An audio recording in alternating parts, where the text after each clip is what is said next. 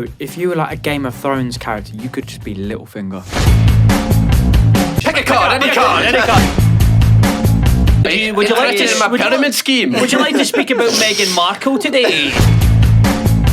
I'm just enjoying thinking about Katie Hopkins watching this video, slowly getting up, taking her trophy off the mantelpiece and putting it in the bin.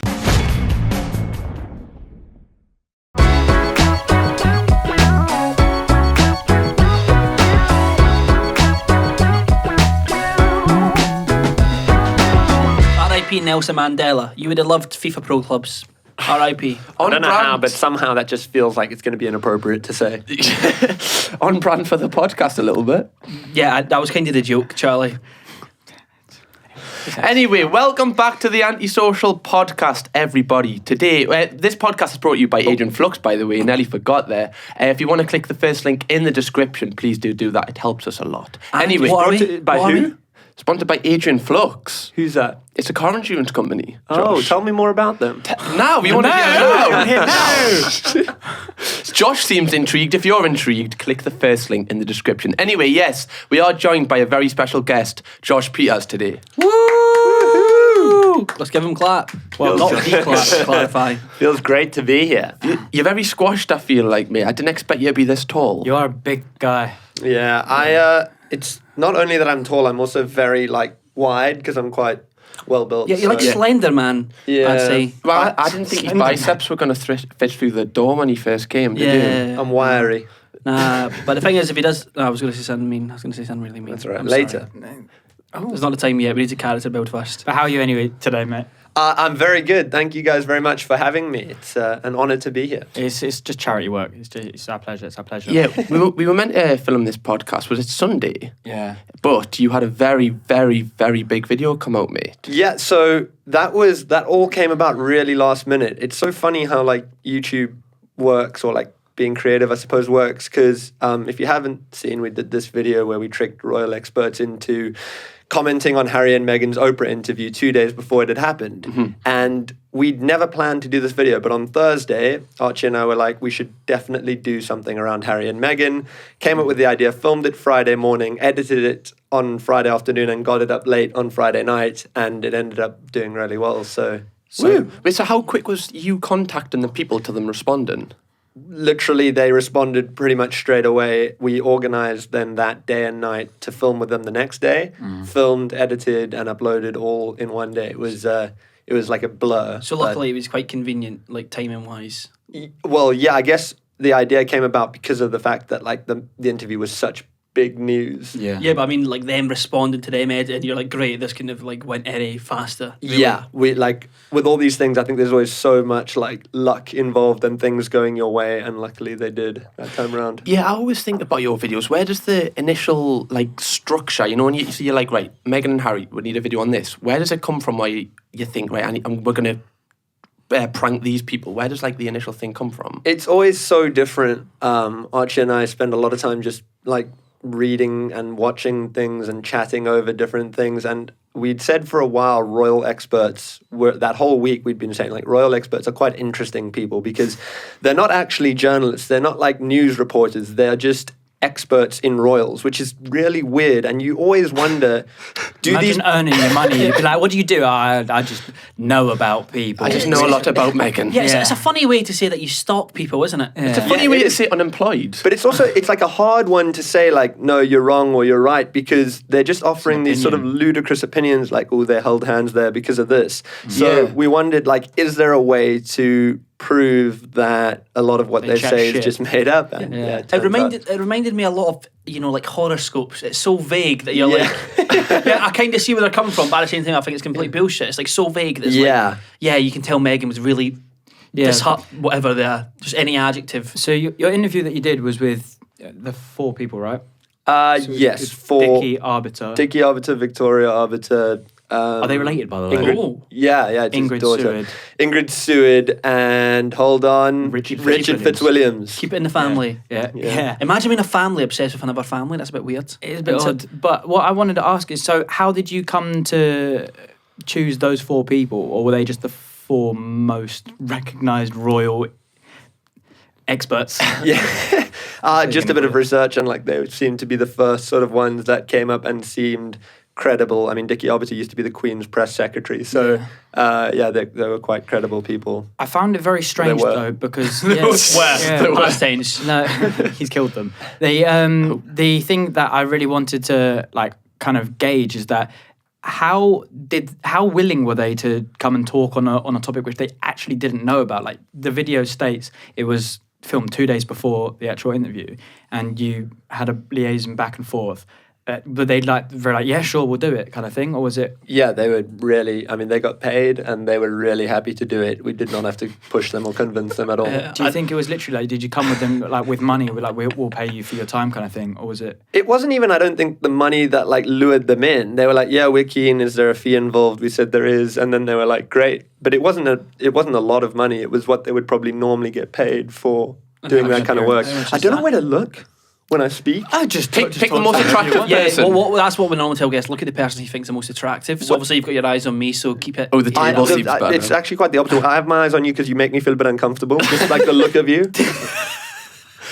Right. Do you know what? I kind of see it. Thank you. Yeah, this is why I lean over this side. First touch I've had in a while. Thank you. No, I was saying to you earlier, your accent, I could just stare at you and watch you speak all day. Oh, thank you. God, at least buy my drink first, Josh. Fucking hell. I love your videos, by the way. Thank you very much. Amazing. God, crack up the Handsome window, lad somebody. We're just talking about fucking royal press secretary, and these two are just flirting with each other. Are we able to ask how much they were charging for their time, or is it more of like a private thing? Yeah, we always try to keep that private, but it was what they would normally charge for that kind of work. So it's just their rates. Yeah. So would you say like we'll match your rates, or was it just like this is our? We made an offer and they seemed happy with it. We kind of did a bit of research into what those people might get paid. Oh, okay. I often think with, obviously Archie's in these videos. Yeah. Archie's original thing, was it being a magician? Yeah, so he still is. Archie Manners, who's my collaborator, partner, his profession is magic, and he is an incredible magician. If you ever get the chance to see it in person, it really is impressive. So, I'll be the judge of that. Does he help with like the whole creating like an illusion kind of thing? Like, does he take his stuff he learned from his magic into the videos? 100%. I've learned so much from Archie about what we call a dual reality, where there's one thing happening with the person involved in what you're doing, but what's actually happening is something completely different. So that's been a huge thing that's become a big part of our videos, and it's been so interesting to learn. Yeah, because I remember watching an interview you did, and you were talking about you give every person you prank like a fair chance to actually guess what it could be. Yeah, well, like this video, I mean, our production company that hired them was called Beneath the Fold Productions. If they just looked at the website, like it's the most ridiculous website. There's things saying like, we've created 5 billion hours of top-notch content. We've won 17 BAFTAs. And like, it's, if they took a moment to look at the website, they would have known that this was all complete rubbish. Or they just thought that you were really good at what you did. Yeah, mate. I just fancied you. Yeah. Do you know what I mean? Yeah. You'd have 2 boyfriends here as well. I'm just creasing at the idea of them, Cam saying that he brings magic into it, as if like they're on FaceTime on Zoom to them guys, and then he's just Pick a card, any card. Is this your card?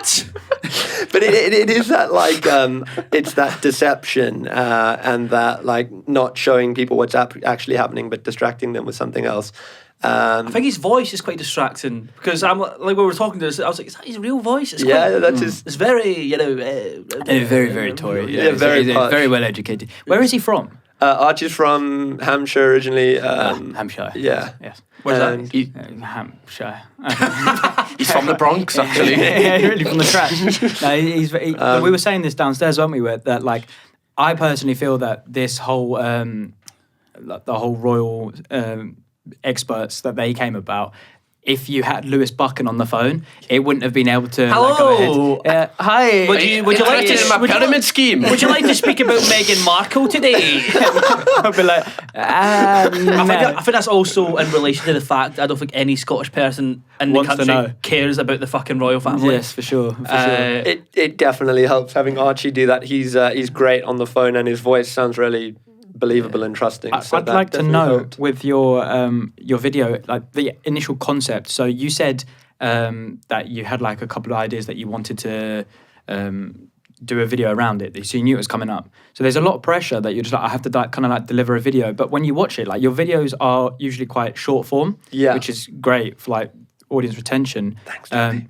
You know what? It's okay. But the whole concept, it seems like there's so much involved in it, like crammed into 6 minutes. How on earth do you literally sit there and you're like, you know what? The way that we're going to get a concept is to literally trick royal experts about that. Well, please, like how do you do that? Well, it's weird because for the last few months we've been like feeling the pressure quite a bit because we haven't really uploaded, and we've been like racking our brains trying to come up with so many like detailed, interesting things, and we could do this and we could do that, and we are working on a couple of other videos and they're cool, but this video just all came about within 2 days, which is so strange. I think it was helped largely because that interview was such a huge topic. So it was a trend. So we jumped on a trend, I suppose. And then we answered what we always try and do in our videos is answer some sort of question. So we answered a question you might ask yourself, which is, do royal experts actually know what they're talking about? And that video, I suppose, answered that question for people. Sorry, you go. How hard was this video compared to other ones you've done to pull off? It seemed pretty easy compared to the others. Yeah, I mean, by hard... No, but I mean, like, he said you're a fucking piece of piss. Don't take the piss. He said himself that they responded straight away. They filmed it the next day, edited it the next day. So obviously it's a lot quicker than to be any fair, of these other like, videos. if it all comes together, then yeah. But I personally think that like if you literally type in like Meghan interview, I haven't watched it yet. I wanted to watch it yesterday, but you have to VPN CBS. I just seen some clips. But yeah, of course you can see clips, but the whole thing's a 2 hour thing. So I actually like 2 hours. 2 hour interview. 2 hours. With Fuck me. Yeah. So Don't say that. People click off the fucking podcast now. Fuck me, Meghan Markle. Fuck me. Oh, what? What I find like absurd is that like it's a 2 hour thing, and they've managed to just happily talk on a whole topic. Yeah. You know what I found absurd? I feel like you did this so that, to touch on what you said about like it being easy. It's like most of the videos which are out there online are like reaction videos, like to it, like Jimmy Kimmel, like James Corden, all that kind of stuff. Those amateurs. Those fucking. But the thing that you did was that you kind of like answered a question kind of thing about what is it, which there isn't a video like that really out there right now, which I think is probably attributing why it did quite well. I think so, yeah. And we never knew, like honestly at the time of the upload, we were like, is this good, is this bad? We had no idea. And then it got received really well. So that was great. But in terms of how hard it was to do, I mean, we've I suppose done these kind of videos quite a lot together, so we know what we're doing to an extent when we do them. It was really hard work. It was like 2 days of not really sleeping much and just like doing everything we could, because we knew the earlier the video came out, the more effective it was. Like the fact that the video came out 2 days before their interview actually came out, I think made it more interesting. Even though them videos do well, they're the ones that I hate doing the most, like trending topics, because I feel so anxious to like get it out quicker, and then I feel like I always rush a video because it's not as good as I'd like it to be. Sure. You know what I actually love about the video though is that whilst it's like you've kind of hopped on a trend, so to speak, you know how like when, if we're going to take it to like YouTube, you know how the whole YouTube diss track era and everyone was jumping on that kind of thing, and then people who weren't doing it were doing like reaction videos. Yeah. So if you were to twist it and be like, I'm actually going to jump on this trend but do something different, that'll probably cause like a big attraction to it. Yeah. Whereas instead of doing like a reaction or something like that, it's actually something which people talk about quite a lot within like the echo chamber of social media. Yeah. Whereas it's like, oh, do people hate Meghan Markle because of the colour of her skin, or do they hate her because of what she's actually doing to the royal family kind of thing? Do you get what I mean? Yeah, I mean, our point was never to even take a side between like Meghan and Harry and the royals or whatever. That we never try and like tell people what they should be thinking or preach to people. We just try and create like answer a question in an entertaining way and let them make their minds up for themselves. Exactly. Like we never led these royal experts to say anything. We sort of just let them gave them questions and they did it to themselves. So like our main thing is we never want to be like, you should like Meghan and Harry or you shouldn't, or you should, support the royal family. We try and stay as impartial as possible and just, except in some occasions when I think it's more necessary, but we mostly try and stay pretty impartial. I think you were quite politically uninvolved, but by putting that video out, it kind of highlights like the issues that there are. Sure. You know, that if you have a lot of stuff which is out online at the moment and people are like, well, it's clear to see that there's an agenda against Harry and Meghan. You know? It was less about the agenda against Harry and Meghan for us, actually, and more about there's a lot of media around this interview. Is all of it accurate reporting? Is this all credible? That's my point, though, that a lot of it isn't, and you can, whilst it wasn't a politically motivated thing, you can really tell that these are people who are supposed to be credible, right? So they've taken a fee and spoken on something which is like they didn't know about, which I think is disgraceful. What were they like off camera? It's pretty much the Tories. same. Yeah, they were just Tories. Because I always find it hilarious, like in that specific video where Archie's like taught them, and you're like at some point just looking down at this. Is that you like trying not to laugh? Yeah.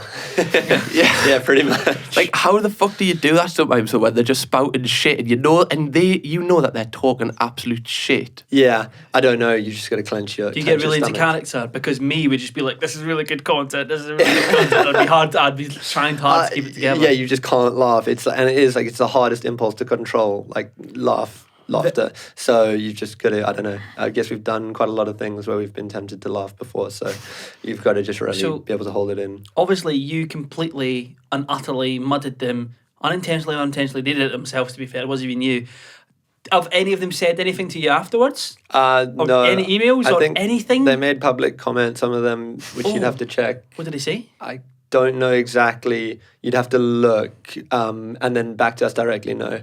Do you get anxiety after, like, you've done the video and then obviously the response from, obviously you've done, like, the Craig David, James Corden, all this. Do you ever, like, get scared of what the actual response could be? Yeah, we always try and, we spend quite a lot of money on legal fees to make sure beforehand that what we're doing is illegal. And we always make sure it is. So that obviously comforts us quite a bit that we know what we're doing is within the confines of the law. That would take quite a lot of pressure off when you know that you legally can't get fucked. Yeah, and everyone we get on always signs a release form and everything's done properly. So that does help a bit. But yeah, you still do. Did you get them to sign a release form? Oh yeah, of course. So I remember when you said about the Katie Hopkins one that you got her to sign one and she was already out the door with that trophy before they could even look at it. Oh yeah, she signed it no problem. She literally went home that night, like she did like a joke as she walked away from us, like raising her trophy at us. So yeah, like being like woo. So yeah, she's been that trophy. Like there's no way that's that was one of my favorite comments on that video was, I'm just enjoying thinking about Katie Hopkins watching this video, slowly getting up, taking her trophy off the mantelpiece and putting it in the bin. Do you ever compare your videos like that? So say this Meghan and Harry one, are you ever trying to be like, right, we need to make this one as good as the Katie one? No, I think that's like a hard thing to do. And I think the Katie Hopkins video was quite a specific video against someone who is pretty extreme. So I think it's very different. Like, you know, this video obviously was at the expense of these royal experts, but I doubt they're actually very bad people. They just got caught out doing something they shouldn't be doing. It's like Sam Allardyce as a football manager. I love the way you brought that back to football. Not necessarily like a bad guy. Sam Allardyce. Is it that interview you're on about with Sam Allardyce? Yeah, when he was sat behind a table and he was just doing dodgy dealings without things. Not a bad guy, but just shouldn't be doing it. And to be honest, I don't personally get off on running, particularly upsetting people a lot. Exactly. So we try and not let the videos be entirely about that as much as possible. There was a couple of quotes from that video where obviously I know that the interviews would have been significantly longer. Yeah. So you've taken the moments. And some people, a skeptic could probably argue you could be twisting what they're saying. But when they say something like Ingrid Seward said from start to finish, Meghan was acting, and then just things like while she's acting, while she's acting, which is very, very projection is very, very thing. And then Richard Fitzwilliam saying she was totally sympathetic. Yeah. It's such a clear agenda, where their loyalties do lie. Yeah, I mean, so we really didn't take anything out of context in this video because we knew that would completely take away from what we were doing, and that would be really wrong. We could have easily said to them, so imagine Harry says this in the interview, what would you say about that? That wouldn't be impressive to hear because they're allowed to do that. They're allowed to offer their insights into something that's hypothetical. But we literally let them speak as if what they were saying was fact. We never led them into anything, except for the Balam Donkey Sanctuary and saying... I love animals. And saying that Meghan refused a vaccine. We specifically did those to highlight, like, we wanted to see how far they would go, basically. But those were the only instances where we actually gave them something. In the other instances, they literally did it all by themselves, and it wasn't taken out of context. It wasn't led on. It was... The Sanctuary one was funny. Yeah. Like, oh, you know, her love of animals. Yeah. I think we need to look at a broader picture here. How can you start talking about a specific thing, like, and her love for animals in an interview you haven't fucking seen yet? Yeah, that was interesting. I just find it absurd. It's secure in the bag, isn't it? It's secure in the bag. Say that again. I said that was kind of the point of the video, Charlie. No, of course, I know it was the point of the video, mate, but it's like you watch the video and you're still shocked by it because you're like, you are with your whole chest professing like you've not only like listened to the interview before, but also you're actually conveying your opinions on it.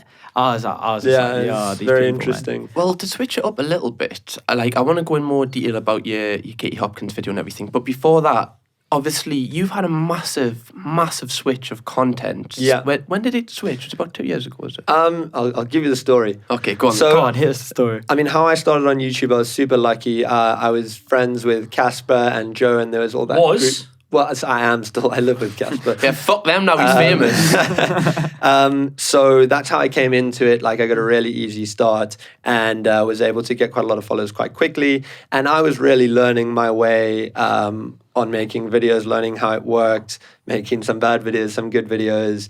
And most of them consisted of, like, the group of us just playing games and messing around, which was awesome. Like, it was such a great time in my life, and I'm so happy I did it because it taught me so much about creating content. And then I suppose in 2019, like, that hype started to die down a bit around that group of us. Everyone was sort of moving off into their own directions. Everyone's moved on to different things. But I still wanted to create content. So I started experimenting with some new things, and I started working with a guy named Archie Manners, who now shares the channel name with me. I met Archie. I saw a video Archie had done online, which I thought was really good. We became friends. Magic trick. Not magic, actually. I really like that magic trick. Let's try Katie Hopkins. we became friends, and then I'd asked him, like, just to help me out on a couple of videos, which he did, and we worked really well together. Then I started employing him to work for me 2 days a week, and he was, like, so incredible. He was meant to be working 2 days a week, but he was, like, working 7 days a week just because he loved it so much. And then I suppose that came to a pinnacle in January last year when we did the Katie Hopkins video.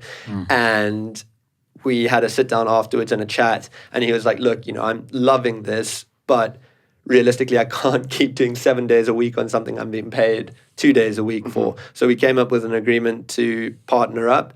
And since then, it's been amazing. We've done the Carole Baskin video, and we've done this Royal Experts video, and it's just been awesome. But I suppose that decision to switch the content came early 2019, and it didn't work straight away. We made this video where we took a tank through London as, like, pretending it was an Uber. That video, so that was the first, like, really different video I made. It got 14,000 views in 2 weeks. I was like, Archie, this isn't working. Like, we need to go back to what we know.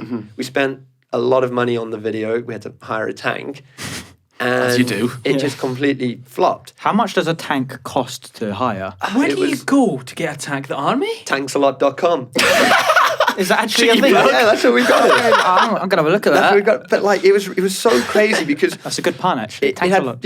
14,000 views after 2 weeks, and then slowly but surely it started getting a few more views, and there were these comments, like, because in the video I'd said this is a Challenger 2 tank, and there were these comments going, no, it's not, it's a Scorpion XYZ. And I was like, what? accent is so on point. Yeah, and then it turned out that it had found its way into some sort of tank algorithm on YouTube, and all these Oh, tank that's so funny. all these tank lovers started watching it, and because they were watching and commenting, it obviously fed it back into YouTube's algorithm, and now the video is on, like, 5 million views or something stupid. Oh, shit. After You've hit the tank stands. yeah. Yeah, But unbelievable. that's really interesting because, like you said, you could have just quit straight after that, like that style content. Straight after that. I felt like I needed to start doing something else because I was like, Nothing's working. this is maybe I've had my run on YouTube and like this just isn't for me. And funnily enough, while that video started blowing up, a quail egg we'd been trying to hatch in my apartment. As you do as well. Is that the supermarket? That was the supermarket egg. So that was like, I was sitting there thinking, okay, you've just uploaded this video. It's got 14,000 views. You've spent so much money on. And then I looked over and there are these fucking eggs incubating in my flat. And I'm like, you have actually lost your mind. Like Harry Potter under the water. Yeah, because it was like, I didn't, Archie to his credit was like, no, it will work. And I was like, mate, it's not going to work. These eggs aren't, an egg's not going to hatch. Did it hatch? If you didn't know, we made a video where we bought quail eggs from Sainsbury's and put them in an incubator, and they ended up one of them ended up hatching and turning into a real quail. And yeah, I thought I'd like gone mad. And then as the tank video started doing well, like the next day, an egg hatched and like everything sort of started coming together. Isn't it weird how it just switches? Yeah, so weird. I feel like the tanks just come to life and the quails come to life. It was, yeah. I've got a nice little review from tanksalot.co.uk. Like, what a refreshing and fun day out with the guys. Makes a change from the day-to-day madness we are living in right now. Recommended to anyone wanting some space, fresh air, fun, and to feel normal again for the day. Normal? Normal. So you just get a tank. I miss my tank. If you do want a tank, please go to tankslot.com. It's tanks-alot.co.uk. Oh, dear. I love that you were getting all them comments, so that it's like, actually, So many. That was kind of like, he done a TikTok yesterday taking a piss out of Prince Philip. Yeah. He said the Queen said, do you know that comment that apparently the royal family was concerned about the comment they released in response. And then he'd said, the Queen said, and all the comments were like, well, actually, it wasn't the Queen. I made a bit and of shit. I told him, he was like, I'm getting hate on TikTok. I was like, just own it, just pretend that you know. And he started replying to all the comments being like, actually, I was there, she told me. I'm actually best mates with the Queen, so that's what you should have done. You should have went, well, actually, no, you're wrong, it is this time.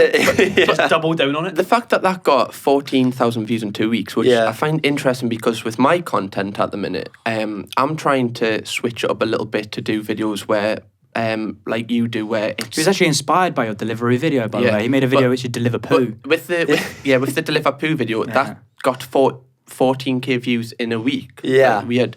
But the comments and the likes and the engagement is so much higher. Right. Because like the amount of effort was in. So I'm interested to see, when you were at that point, did you just think, listen, I'm confident that this content is good enough to do well? No, I thought it was bad. Like, at the time when the views were low, I was like, this is a shit video. Like, I couldn't watch it. I would look at it and be like, that's so boring. No wonder it did badly, which is interesting to see how just what people thought of the video made my opinion of the video change. But I've learned to sort of be more patient since then, because a lot of the videos we did after that, like where we sent gravel to influencers and told them it was moon rock, and put the delivery video itself started out quite slowly, but then it just steadily grew and grew, and now a lot of those videos have gone on to have millions of views, but they started at having like 60,000 views in 2 days or something, which is quite different from a lot of YouTubers who, would probably get most of their views in the first few days. So it's interesting how that algorithm can work sometimes. Do you target the algorithm with your videos? No. I mean, we try and do topical stuff like this Harry and Meghan video, and like when we did the fake Ed Sheeran video at KSI V Logan Paul's boxing fight. That's obviously like a massive event. So we've had so many fucking bangers. What the fuck? Shag him then? Hey? I said Turn the cameras off, You're getting jealous, aren't you? I'm just tired that not all the attention's on me. Like, everyone should be admiring my looks. I am. So thank you. I appreciate that. Did you know that you can actually get a tank Oh, hearse? fuck the tanks, man. No, bro, you can get a tank limo and you can get a tank hearse. tank limo? Bro, a tank hearse. Like, you could die and be taken to your grave in You a can put your tank. haircut in that? What, they just shoot you out the gun thing? Imagine just get shot into the grave. Into the fucking sea. That's the end of my tank. To be fair, if I was to die, I would prefer to get shot into the sea as far as possible rather than like just get absolutely collided into the ocean. You know that you won't fit through the barrel. No, we make a Yeah, fat chubby. cunt. No, not like that. Guys, All right, Josh, fucking hell. Getting fat shamed on the podcast, guys. We love it. Louis Bucking gets fat shamed. That's a clip. Hey, when you die, you can't eat, so maybe you might shrink a little bit. Yeah, but no, like I think we just get a bigger one, or maybe we make it like we put a funnel on the top, a really big funnel on the top, and I just sit in the funnel, and it goes boom. Wait, are you pitching this idea to Josh right now for his channel? Yeah, like I sent a YouTuber into the ocean. Great. What a great video. Lewis Buchan getting just shot into the ocean. In brackets, gone wrong, he's dead. R.I.P. He would have Right. loved Was this before Ed you were shot? You know what? Let's just move on from that. Back to your videos, mate. What is your favourite one you've done, would you say? Favorite, that I think I got to say the fake Ed Sheeran one, just because that night was probably one of the funnest nights I've ever had. That again, we decided to do very last minute, like 3 days before. Had the idea and then booked it all and went. And it just like, we didn't know what was going to happen. We went without much prep. And because we were supposedly with Ed Sheeran, we just went from strength to strength, culminating in like One Oak, the club in Los Angeles, bringing out like a champagne show with like Ed Sheeran on the... kind of like blew up his career kind of thing from that video like that, because I know that after that, everyone was just like, the guy looks like Ed Sheeran. And then you see, he came up on Instagram ads the other week, like, you know, you click through stories. Yeah. And he was just doing an ad for someone. I was like, I remember him from your video. He's a very nice guy. Did you find him from Stephen? I was on, so we weren't sure who the lookalike should be. We looked at like lookalikes of the Queen actually and Meghan Markle and all these people. I'm like, no, too The Queen at KSI versus Logan Paul. too unrealistic. And then I saw one on a lookalike. There's like lookalike agencies, by the way, where you can like browse through. I seen a Twitter thread the other day, and it was someone replying with all the lookalikes, and they were so funny because they didn't look anything like them. Oh, I saw that actually. It looked like them if they'd been a heroin addict. It was the funniest thread I've ever seen in my life. And I saw this guy who looked really good, but he's German, so like you obviously couldn't do it because no one would believe it was Ed Sheeran if they spoke to him. I love the shape of your Schnitzel of you. And then I was like, hold on, Steven's done something with an Ed Sheeran lookalike, so I looked him up. And then, I got in touch with him. Yeah, because did that video bang straight away? Yeah, that banged straight away. I think that was the fastest, I could be wrong, but up the fastest growing video I've never seen like growth like that so quickly. That was more than the Katie Hopkins one. That one was like really overnight because Twitter got a hold of it. I think for your one, similar like speed. It was like viral content, but because it was around the fight, there was so much hype anyway. So it was I think the Katie Hopkins video appealed to like a wider demographic, the country and a lot of people, but that Ed Sheeran video was so YouTube centric that like, anyone who watches YouTube knew about that boxing fight. Yeah. So they then wanted to watch the video, I suppose. Well, in like that video and in the Meghan one, like your tone of voice and everything, it's like a very specific style. It kind of reminds us of like a bit like Louis Theroux, the way he kind of does it. Have you got like any inspirations which you kind of base your kind of character off? Not character-wise. One of my like role models is Sacha Baron Cohen, so I suppose that like is similar in a way. But in terms of character, not really, to be honest with you. Is it just kind of what it just like? I suppose it's just, I hope what me and how it comes across, and hopefully it's entertaining. I suppose me and Archie balance each other out quite nicely because he's very like frantic, quick, like quite loud, and I suppose I'm a bit more subdued and relaxed, and that maybe works. He's quite good together. The fact that he's so like you were saying downstairs about certain things, and like I was shocked about how fast he's like witty he is. He's a really smart guy, and he's a great guy. A great guy. We should have had him here. We would have had to make them share a mic. Yeah, we wouldn't have had much space. And he'd probably have to sit on your lap, Yeah. He might like that.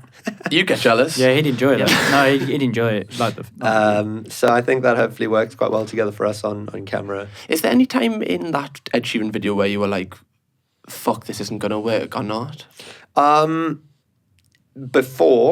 before we got there, I was very worried. I had no idea. I thought we might show up and people go, oh, who's that guy Josh is with who kind of looks like Ed Sheeran. Yeah. And then we walked like to the red carpet area and it just like started. Basically from there, like everyone was just like Ed Sheeran, Ed Sheeran, Ed Sheeran. These photos being taken. Then we got like given the VIP passes for everywhere. Then we got like, it was like, can we interview you for this? Can we interview you for that? Then walking through the stadium was just like madness. Like it made me think, imagine being Ed Sheeran, this must be hell. Because you couldn't move. And from there, it just kept getting better and better.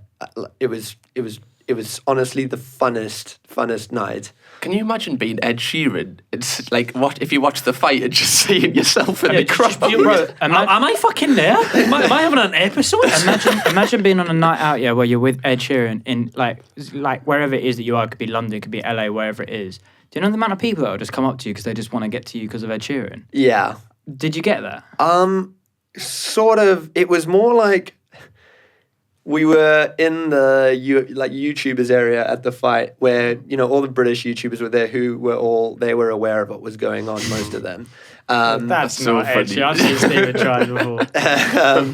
And it was so interesting to see, so there's obviously these massive American YouTubers there, like literal big celebrities. Mm-hmm. And wherever we would be in the room, me, Caspar, and Ed Sheeran, Ty Jones, people would gravitate slowly to where we were. It was we'd be there, and slowly but surely people would start edging over, and then they'd walk past and they'd be like, "Oh, hey, I'm so and so." Was that Justin Bieber who did that? No, he didn't. But Ty was. He's a YouTube, he likes watching YouTube, so he's seeing Ricegum and all these massive YouTubers there, and he himself is going up to them being like, "You're right, can I get a photo?" And Ricegum's going yeah. So it was it was a really interesting thing to see how, I think all of us, when there's someone that famous around, you change the way you act. It's just unavoidable. He draws so much attention. I think what's great about that Ty is that he's just as awkward as Ed Sheeran. Yeah. No, that was it. So because Ty was so almost just quiet and awkward, it almost looked like it was Ed Sheeran, but he was so cool, he just wasn't really talking. Yeah. He just kind of played it off. And the other thing was that I think British people would have picked up on the accent, but because they're American, I sound British to them, so they had no idea that it was a different accent. They're so bad at knowing where you're actually from. Yeah, Yeah, but you were saying that, but people think you're Irish, right? Yeah, I mean, British people. We all know you're Welsh. Yeah, I'm actually Becky's cousin. Yeah, no, I feel like British people are quite good with accents, but Americans are like, "Oh my God, I love your Irish accent." And I'm like, "Thanks, yeah, I appreciate it." It is hard. Now, I've lived in England now for 6 years, and now I can tell Welsh, Irish, and Scottish apart. But I must be honest, I did struggle at first with those three to differentiate. Not so much because they don't sound different, but more because you've got to just learn what they are. I'm okay, I know what that sound is, but I don't know where that's. I couldn't remember where that was from. How old were you when you moved to England? So the first time I moved for 6 months, I was 18. I actually came over to play cricket because I used to play cricket before I was a YouTuber, and I played semi-professional cricket in England. And then I moved back full-time in 2015 for cricket as well. Got injured, got glandular... Dodgy knee. No, glandular fever, actually. Oh. Does that still fuck you? Fuck. No, be a professional footballer, but glandular fever. Yeah, so I was then in England, which was only meant to be for 6 months. Couldn't play cricket anymore. I was always around Caspar and Joe and those guys. So, people online, I suppose, knew who I was, but I hadn't ever created anything, and I had nothing to do. So I started making videos, and that was sort of... Yeah, that's where it all started. You're quite good at football as well, though. Yeah, I really love sport. Was that something you did growing up in South Africa? I actually never played that much football. Cricket and hockey were my main sports, but I grew up with an older brother, and basically we just spent most of our time in South Africa when we were kids playing sport in the garden. So yeah, I love all sports. Do you miss South Africa? Yeah, it's different. There's things I love about England that you don't get in South Africa, and there's things I love about South Africa you don't get in England. I'm lucky enough to get to go back for Christmas always for a month and see my family and everything. But yeah, South Africa's amazing. Do you get recognised in South Africa from YouTube? Yeah. There's a good YouTube audience in South Africa. People watch it. Caspar's still very famous in South Africa, especially because it was such an incredible story. I mean, he's still got 7 million subscribers. He was this kid from our town where we both grew up called Knysna, which is a small town in South Africa, who, without anyone even in South Africa realizing, because his audience was predominantly British, just became this mega star YouTuber in England. And then South African people started taking note. We're like, what? Who is this guy? So when he goes back, a lot of people are like, oh my God, that's Caspar, that's the guy. Do you know the movie Goal? Yes. Caspar Lee's the YouTube Santiago Muniz. Caspar Lee's the YouTube version. Look, Yeah. I remember he was called, wasn't his channel D Caspar? Yes, very good, Lewis. He's one of my genuinely, he was one of my favorite YouTubers when I was like 10, 11. I loved him. Don't know fucking why, but I did. I don't know where he came from. Like, he must have come up on like something. He literally just used to make videos in his room and like, I have so much admiration for all of these guys, Caspar, KSI, Calix, like all these guys who started before YouTube was a thing, because Caspar used to make videos for like 10 people to watch basically while we were at school in South Africa, where people didn't even know exactly what YouTube was. And to have that like bravery to put yourself out there when you're 16 is just something I would have never been able to do. And like, I just have so much respect for all those guys who pioneered it and pretty much made what we all do for a living possible, because I don't think without them it ever would have happened. Do you still live with Caspar now? Yeah. So me, Caspar, his girlfriend Amber, and my girlfriend Ellie just moved into a house together. So yeah, me and Caspar have lived togetger for ages now. Well, what does he think about, like, obviously you've blew up now? Is he giving you tips all the time? Are you like giving him fucking tips now? Is he like... It's always nice living with Caspar because we've known each other since we were like 10 years old. You know, we're like brothers more than friends. So it like nothing really changes. I think he's proud. He like, obviously, you know, he's never going to be like, oh, well, and Josh, you legend, because we're like brothers. So, you know, you never do that. But he is really helpful. He's super supportive. And I love living with him and with Amber and Ellie. So you said when we were talking downstairs about like Caspar's gone off and he's doing other kind of things now. Yeah. And whilst we can talk in a bit about other things that you are doing, what's the reason for you to kind of stay on the platform and continue to make that kind of content? Because your content has developed like significantly, but whilst other people have taken it. I guess the fact that it succeeded obviously was a big part of it. You know, I couldn't afford to make these videos if they weren't working. So it came about, as I was saying, in early 2019, where like we could all see it was starting to drop off, and like what we were doing, you know, I guess people who used to watch us had grown up and didn't have as much time to watch YouTube, or maybe we got boring. I don't know. It just became time to make a change, and I tried it with the tank video, and when it didn't work, I was like, oh shit. I guess you could say it tanked. Yeah, exactly. That's what he gets paid the big bucks for. Yeah. And that did start working, and then the egg video, and from there on it just like kept kind of going from strength to strength, and now the partnership with Archie, which is amazing. So I suppose it started working. So yeah, I continued with it, and I'm obviously found a new love for it again. How much? Oh, sorry. No, what's your kind of things for the future? Is it like I want to just keep making this, the next video, the next video, the next video? Or have you got like aspirations to maybe like, I don't know, like a Louis Theroux thing where you kind of go and do your own kind of show on another platform? So Archie and I would love to create something bigger, like get more production behind us, whether that sits on television or online. I'm not exactly sure. We're working on that sort of pitching process at the moment to try and make something where we can essentially just do more bigger things with bigger budgets. If anybody's watching out there, you know. Yeah, thanks a lot if you want to sponsor someone. We just started working as well on an online short form series for The Hook. Yeah. So a cool little thing we're doing for them, and then just taking it as it comes for now. I've invested in a few companies. Influencer, which is actually co-founded by Caspar, is like an influencer marketing platform, and then another company called Charged Up, or they're actually called the Up Company now, which I think. I hope they don't mind me saying. Will and Mimulus and Caspar have also invested in. Oh, yeah, I've seen that knocking about. So, yeah, and then just trying to save up money as well as, like, keep reinvesting it into what we're doing, because it is expensive to do, and at the moment, like, the frequency of upload isn't that much, but we're hoping that we can, like, create something bigger. Is the frequency that you upload, is that a thing where you're like, look, we just want to keep people like wanting more, or is it just the fact that they take so fucking long? They do take long, but it's a few things. I think we're sometimes too precious about it, because it's weird. You have a video that does well and it only creates more anxiety and like worry about the next one doing because you well. want to because the thing is, I've said this to people, whenever your video does well, you're never happy because you're like, fuck, I need to make the next video as good as that. The next one's not going to be a 1 out of 10. Yeah, you're not happy. You're not happy about that video. You're like, oh, great, it's done well, but how am I going to match that? I think what we're learning is to let go of that and try and just create.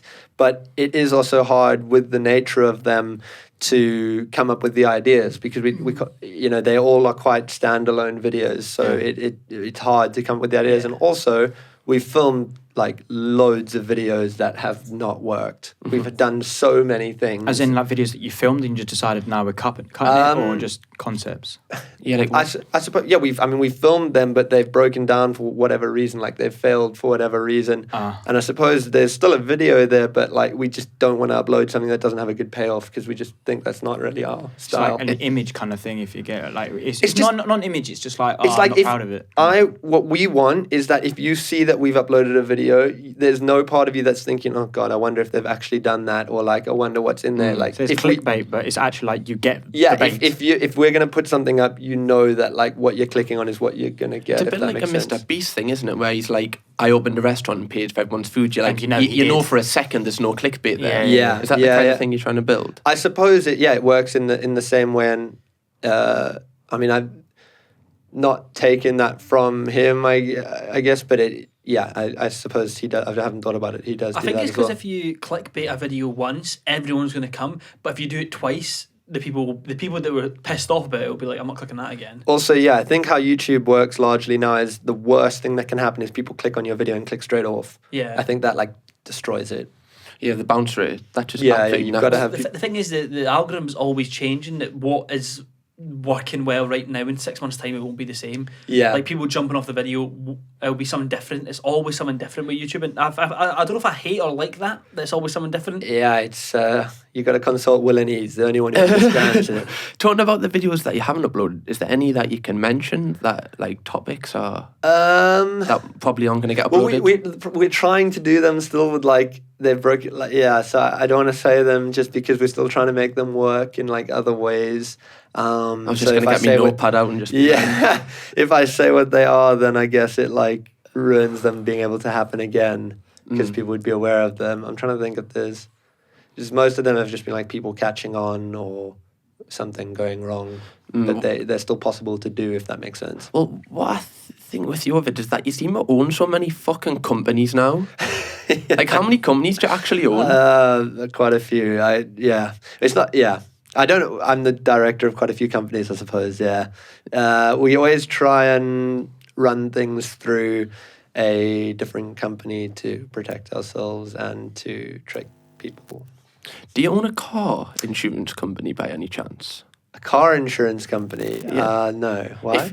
Do you know a car insurance company that could possibly invest in? Oh, because of the sponsor. I forgot the name of it, though. Charlie, what's the name? Do you remember? Was it an Adrian Flux, that's right. Yes. Imagine I'm just in my little Fiat 500 and I've taken a little turn.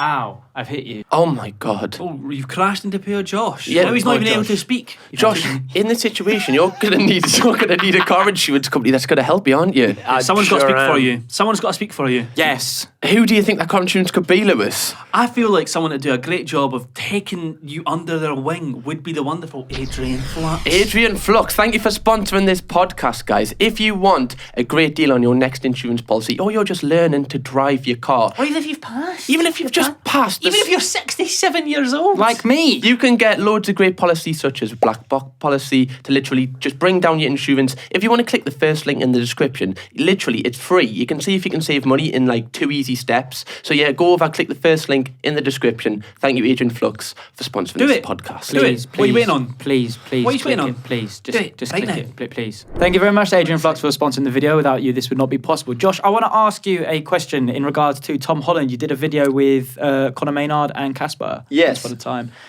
So I feel like a common theme for your videos has always been around like some sort of deception. Yeah. So you're a crafty little character. But how was that whole thing? Like you looked ridiculous with that thing on your head. Yeah, that was very embarrassing. I got to meet Tom Holland for the first time and I was wearing a pink bandana on my head because we didn't have a proper earpiece and we were just using an AirPod, so I had to hide it. Oh, The budget's gone up a little bit since Yeah, then. just a bit. size changed a bit. Yeah. It was, that was super cool. That just came about because he was doing press for Avengers Endgame, and I think his publicist was really cool, basically, and allowed us to do it.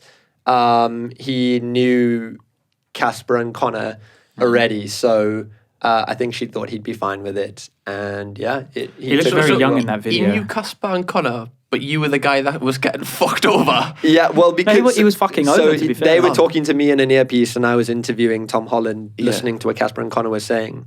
Did you not watch it? Come on, Cam. It's okay. They're essentially, like, you know how you've got those videos where someone goes in and you've got the It's other like two Ant and people Dec. behind. Yes. Yeah, kind of. In your ear. And Practical Jokers. They were in Yeah. Josh's ear and they were saying, "Oh, say this." Like there was one moment when they were. I would need to go back to this in a second. Like they basically said like, "Oh."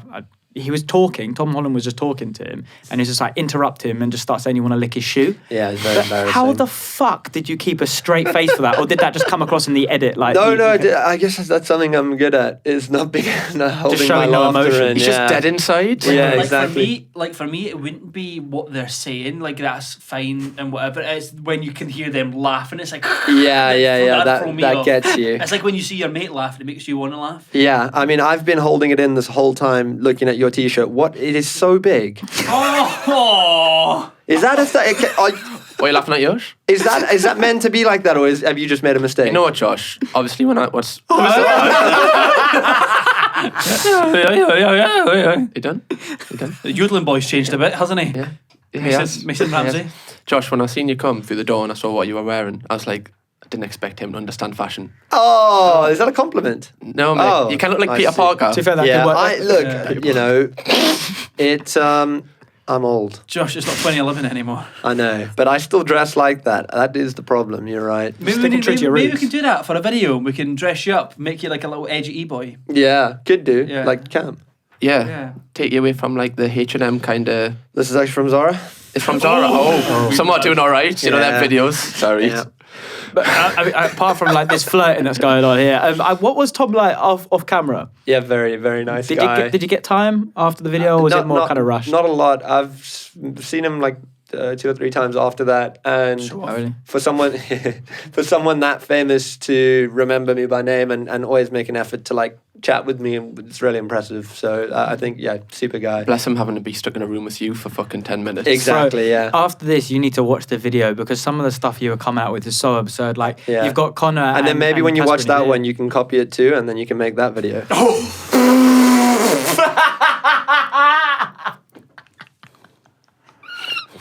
This is a really nice wall. I really like the Polaroids, nice wall. I reckon, There's a... framing wise, Do you like the Polaroids? For the framing wise on here, I think we should put you like perfectly in frame right next to Cam's head, so that every single video you're just going to be in his skull, pretty much. But like behind us, like he's behind Caspar Lee. Caspar Lee. Fuck's sake, man! Why does my voice not want to be with us when I do my jokes? Oh, damn. Sorry, I was waiting for a moment for it. I did like it. It was good. It was... Thanks, mate. Similar. Thanks, mate. Oh, is that So why? the way- Is that why you went? Oh, I recognise your face from somewhere. Oh. No, I knew of Cam before that. Yeah. It's what made it all the more hurtful when I saw the video. It's fine, mate. It's Oh. fine. It's fine. I didn't even like Josh anyway. I'm getting him on for charity work. You know, it's fine. You think Charlie's the Make-A-Wish? Right. So Wait, you did credit him, didn't you? Yeah, in the description. You did. Thank you. one thing I'd like to That's ask. why he blew up. No, I do. Sorry. That's why this last video did well. Yeah.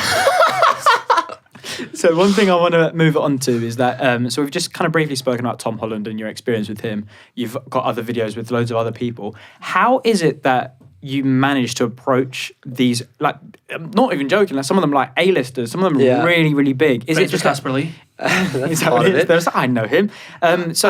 Like Mollie May, Katie Hopkins, Carole Oh. Baskin, other people, etc. So the press junkets, like Tom Holland and Chris Hemsworth and these kind of like A-list actors, that was all just press for their movies, and I just had contact with different whoever was doing the marketing for the movie, I guess that was just luck, that they said, would you like to do this? And I said yes. With some of the more recent videos where we've done Tommy Fury and Mollie May and these kind of people, just scouring the internet looking for email addresses and that kind of thing. That's more of your thing. You like doing that kind of shit, like. Yeah, because Josh likes it. That's why I like it. So you follow this. So it says you are like the Geordie Josh Pieters. I am, mate. That's what when I go home, that's what everyone says. Me mum calls us that. The Geordie Josh She Pieters. actually calls you Josh sometimes. Yeah, she actually does. She gets mixed up. She calls you Joshy. Yeah. Jokes on you, she doesn't speak to him at all. So He's just joshing, don't worry. God, I'm really getting roasted on this podcast, aren't I? Did you have something you wanted to say, mate? I was going to say, you know what, mate? I felt bad for one video you did. I felt a bit bad for Craig David during it. Yeah, he's a really nice guy. Yeah, go on then, you horrible fucking bastard. But he didn't like get, That's he that. didn't get pranked. He just like Ruined his life. the thing is, Craig David could credibly appear on the Late Late Show, so I don't think that like would have affected him at all. But yeah, everyone loves Craig David. But we just wanted to see if we could get Craig David to sing for us, and he did. It was the fact that he got like everything ready and he was proper like prepared for it, and then You'd be so gutted, like if you're like, oh, great opportunity, you're like, I'm back. It's actually just Josh Pieters fucking you off. Like, No, but he's good. He's famous enough in his own right. Craig David, isn't he? I mean, he's done well. yeah, of course he's done really well, but I think Probably not going on the someone Late should Late have Show. filled me in the details. It's a song from Craig David, sorry guys.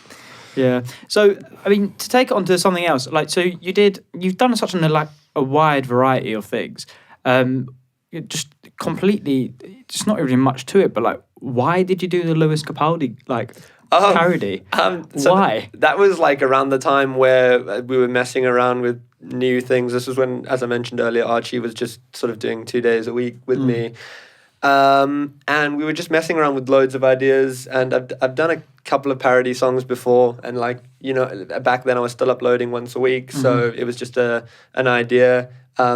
I am friends with Conor Maynard, who's an incredible singer and producer, so a lot of the credit for that goes to him because he can make people sound quite good when they sing. So yeah, that just, I don't know, it was just back when I was creating videos every week, and it seemed like a fun thing to do.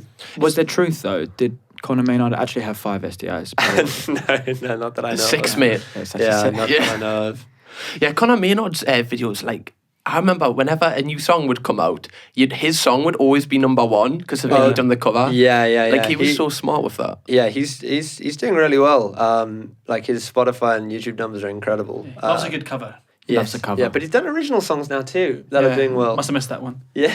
Sorry. He's gonna watch it. He's gonna fight you, mate. You're gonna be at It's Roxy alright, one day. it's He's just because- gonna come and batter you. He believes he's Lewis Capaldi, so he feels above Conor. Well, because my name's Lewis and I'm Scottish, that means I Yes. must be Yeah, Lewis that's Capaldi. exactly Yeah. right. I That's actually exactly- changed my name. My name's actually David, and it's actually I changed not it to- Derek?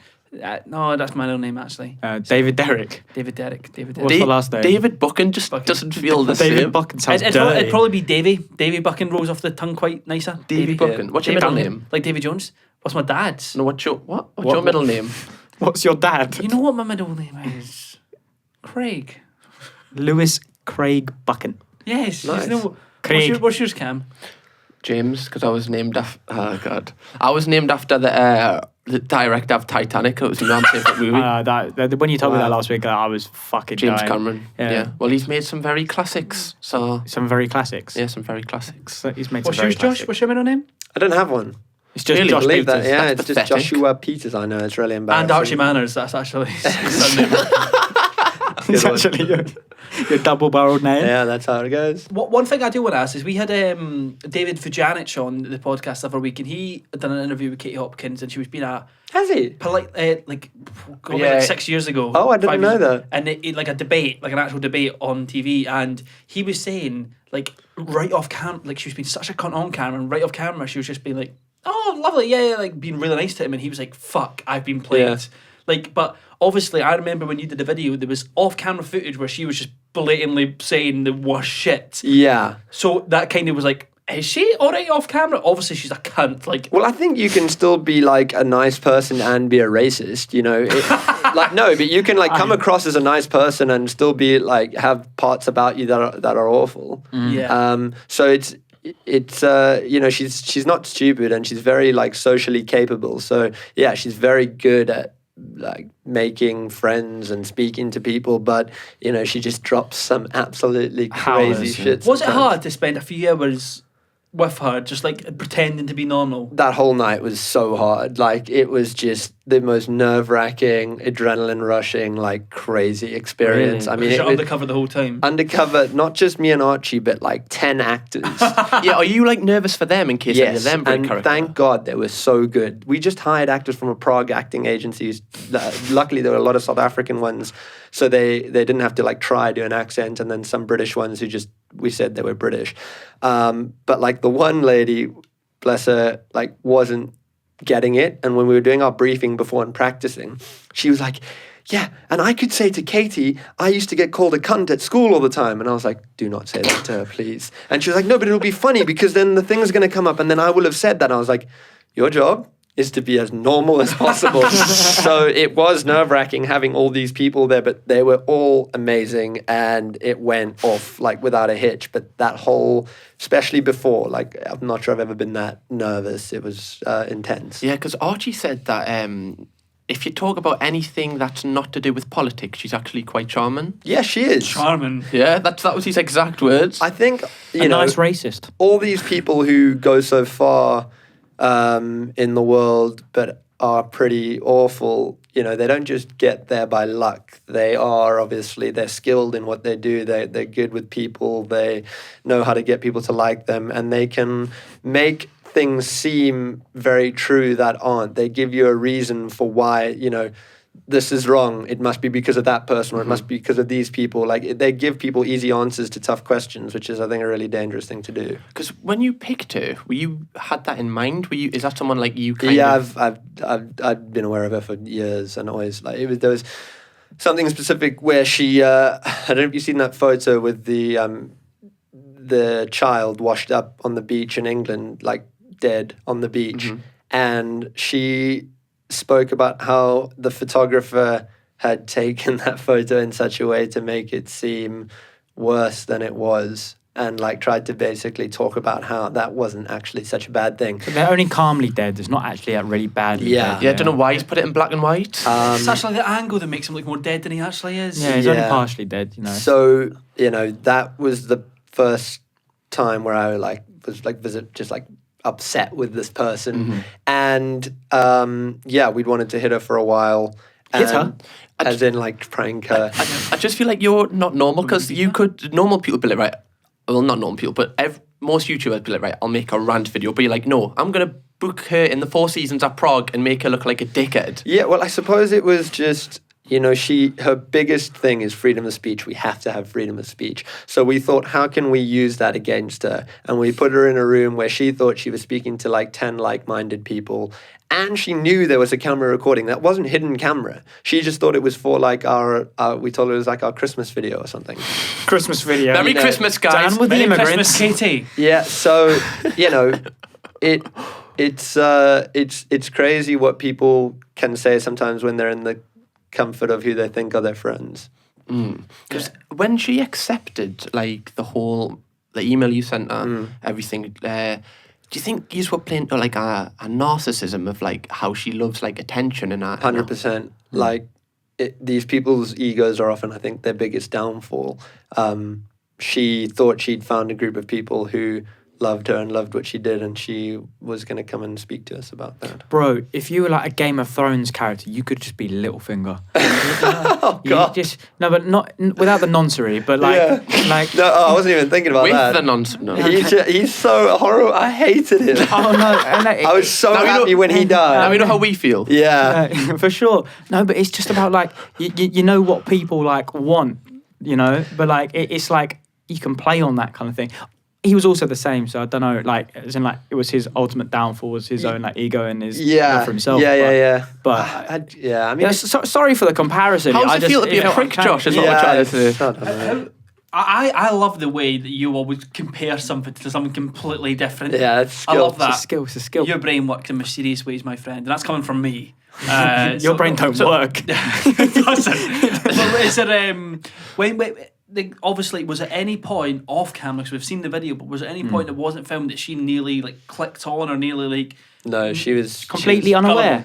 Taken by it the whole night. I mean, there was one moment where one of the actors said, "I can't believe this is working," like with an earshot of her, but she didn't clock it, which was I was like, what, like whispered it to you? That's like a danger wank for acting. Yeah. He just said, like, "I can't believe this is working." I think because everyone was drinking as well, like maybe they got a bit drunk and kind of forgot what they were doing. But And so what happened after you've done the thing? Did she just go up to a hotel room and then that was it? So she wasn't staying at that hotel. Thank God. She was staying somewhere else. We specifically chose to do dinner at like the poshest place we could think of. And the cheapest one of the Four Seasons was in Prague, hence why we did it in Prague. And budget. Yeah, so like it had to be like that because I think, you know, if you walk into like a Holiday Inn or something, you might start thinking this is a bit strange, this is a bit weird. So it's just the whole idea of Prague. Prague made a more Take Katie Hopkins to Butlins. Well, like, yeah, you know, you're in a 5-star hotel, like everything's so fancy, you're not thinking about being pranked. It seems feels so official. legit. You're just enjoying your time. Exactly. So that was quite specific. I think the fact that it was Prague probably also you're like, legit kind of thing. Yeah, yeah. Like, if you were in like Clapham or something, Exactly. it would be a bit like... Or Benidorm. Yeah, or Benidorm, yeah. Like, yeah. She was meant to come because we were in South Africa that December and that's where we had the idea and we were going to bring her out there to film this video and get actors there, but she's banned from South Africa.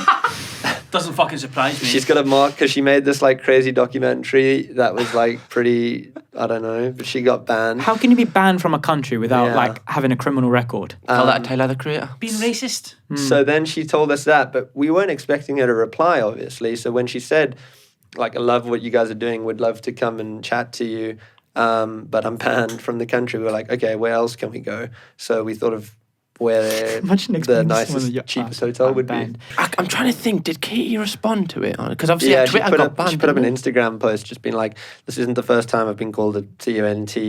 Last time they didn't have to pay for their friends and no one there was ginger, so fair enough. But So that was it. Did she get a final dig at you then? Like, I suppose but like, but she didn't win. Everyone got the final laugh because she's now banned on Twitter, so that's brilliant. And I actually ran into her last summer outside my house. So we used to live... What? Yeah, how weird is this? We used to live near the American Embassy and it was during the Black Lives Matter protests and she was there to like, I don't know what she was doing Stop there, it. but she was... Yeah. No, I think she was just like observing. And I walked straight past her and I was like, oh my God, I don't think she saw me. And I was with my girlfriend. I was like, I've got to go talk to her. Like, I have to. Like, it's just too much of a coincidence. Like, I want to see if she'll say anything. So I went and spoke to her, but she just like wouldn't, she was basically like, I have nothing to say to you and just wouldn't speak to me. Really? Yeah, but it was super weird that she was there. What, so you went up to him, what did you say? How did the conversation go? It was weird because I was like, hey, Katie. And she reacted as if like we were, like, it was some completely normal that I was there. She was like, oh, hi, Josh. And I was a bit like taken aback. I was like, and then a red marker just comes on your head. Yeah. And then I was like, you know, what did you think? I think I said, what did you think of the video or something like that? And she was just like, I have nothing to say to you and wouldn't speak to me basically. Oh, so like she actually started like a little bit polite and then you've asked her and you've triggered something in her brain where I think she was in her mind was like, I'm not going to, you know, I'm just going to be completely normal. This guy means nothing to me type thing. But then when I kept asking her stuff, she was just like, I have nothing to say to you. She probably thought you were doing enough of a prank. Yeah, I think so. I ran into Katie Hopkins at the Black Lives Matter. So, Katie, what brings you here? Can I imagine Katie Hopkins at Black Lives Matter just staring at everyone? You know, like one of those miserable people, like just like. I just don't get it. Yeah, I just don't get why are they doing that? Yeah. And have you told that story before that you've met after? Recently, actually, on my Instagram stories. No, this is an exclusive, guys. Welcome to the clip. Do you know when we're talking about you banging on TikTok? That clip would have banged on TikTok if you'd filmed that. It's still not too late. I did. Yeah, I could put it on TikTok because I put it on my Instagram story. That's a good idea. Thank you, Cam. Do that today, Fine, mate. Right? You be harsh to me, but I'll be nice back. You know, kill you with kindness. Yeah, it's because you're from Newcastle. Everyone's nice from Newcastle. Exactly. Right. Fuck's sake. Questionable. Yeah, because with the whole Katie Hopkins thing, for me, I think that is your. I don't know if it's one of. I don't know. It's not the most viewed, is it? It's not the most viewed, but I think in terms of like, yeah, public with that, recognition. like, everyone seems to have seen it on Twitter or somewhere. Because it banged on all platforms rather than just one. Yeah, wasn't it? I think the tweet got like 100,000 retweets or something. So that was just like ridiculous. That's like absurd. every so many different types of people in England, I think, saw it in some way or another. They don't even know it's me. Like they don't know who I am. They just know that some guy did this to Katie Hopkins. Do you think it was like amplified because it was? I don't even know if you planned this, but it was the exact same day. I didn't plan that. That was lucky, but. So it was meant to be our first day of editing this video that we thought would take like 3 or 4 days. So we're starting at like 9 a.m. and we start editing, and then Archie's like, "Do you edit together?" Yeah. So I edit and Archie, like, we make decisions together basically, but I edit it like physically. Archie was like, Katie Hopkins is the #1 trend on Twitter, and we're like, oh my god, something's happened, like our footage is leaked or like whatever.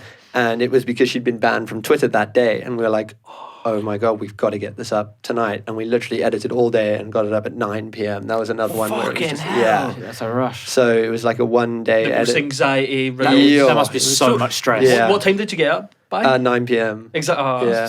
Is there anything, obviously you said 3 days you wanted to take, is there anything when you look back at it and go, I wish we'd put that into it, if you had little editing things? No, like, that was another thing that, I don't know, we just got it right, whether it's luck or like, I don't know. We just happened to get it right. Because it was a Monday, I think, when we started editing, and we'd filmed over the weekend. On the Sunday, I started like syncing her speech and stuff so that it was like at least ready to go. So that saved, I guess, a bit of time, but we managed to just do it, I think, how we would have wanted. Because you uploaded a video recently where you done like your unseen clips, didn't you? Yeah, we did our behind the scenes footage of just some stuff from different videos that people hadn't seen. And that's just because you had to rush the video, so there was little bits and bobs that you were like, oh, I wish I could show this people. It was more because it was like we did it for the end of the year, just like okay. We had like quite a bit of good footage that we hadn't used, and we always try and keep the videos like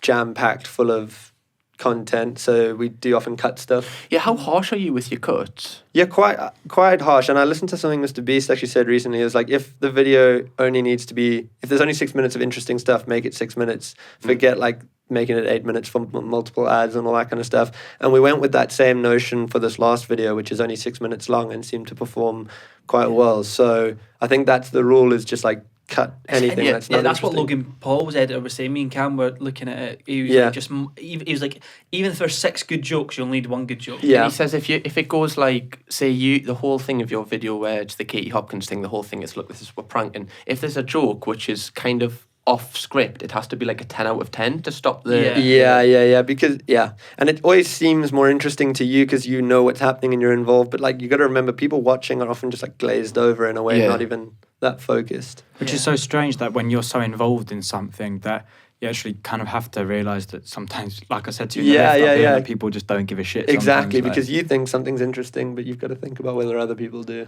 Do you show it to like Caspar and everyone for their first impressions? Yeah, always get as many opinions as possible. Because I can imagine sometimes, I don't know if you've done this, you've done a video and they've went, fucking hell, it's a bit far, isn't it?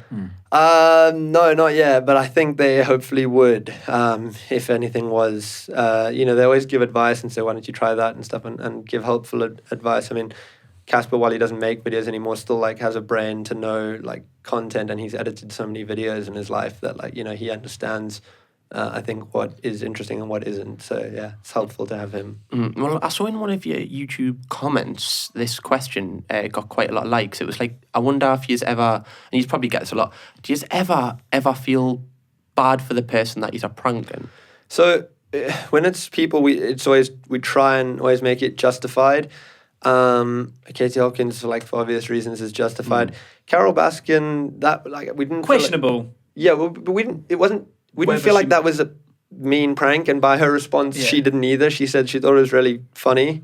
In terms of other mean stuff, the reality star prank video we did where we got reality stars to that one was fucking good. The ones in person must be a lot more like harder. But for them, the justification was, would reality stars say anything if they were paid? And it's like, they're being paid. They probably shouldn't be talking about like time travel being a thing and like leaving your fridge doors open to stop global warming. It's that Scouser lass when you were getting that saying. I just felt, when I was looking at it, I didn't feel bad for her, but I felt bad that she just was so fucking chatting shit. Wasn't it African kids going skiing?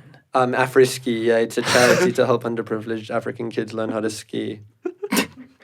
And that's one she was promoting, wasn't it? They all promoted that, yeah. They said just text the word powder to 399 to donate £2 to help an underprivileged African child learn to ski. Yeah. He's got that right off the dome. That came so he's just like he's rehearsed that. It's just like, how can I convince people just like that? Have you realised that most influencers will do anything if the price is right?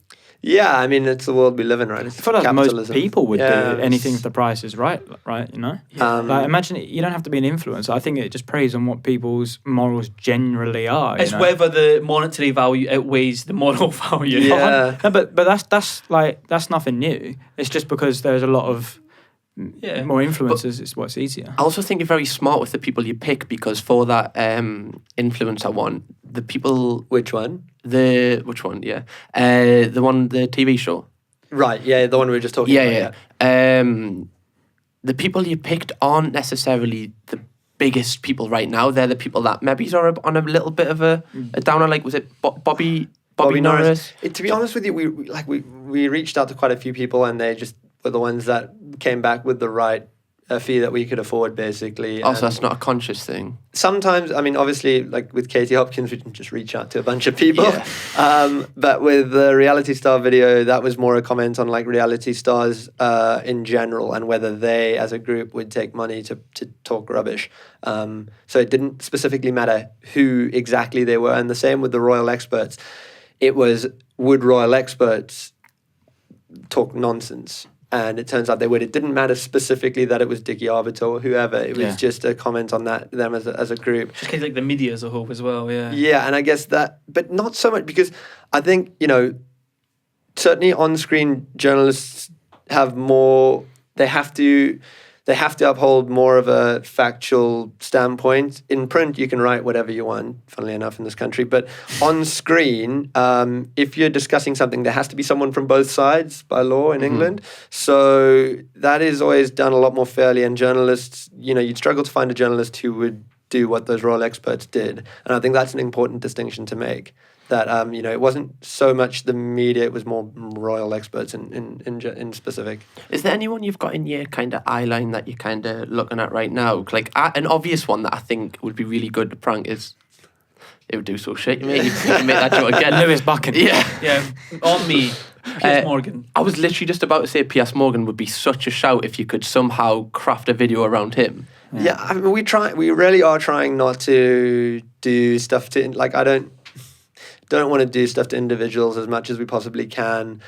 We've been looking at a lot of videos where we try and expose loopholes in things, specifically with companies. So like the Deliveroo video, or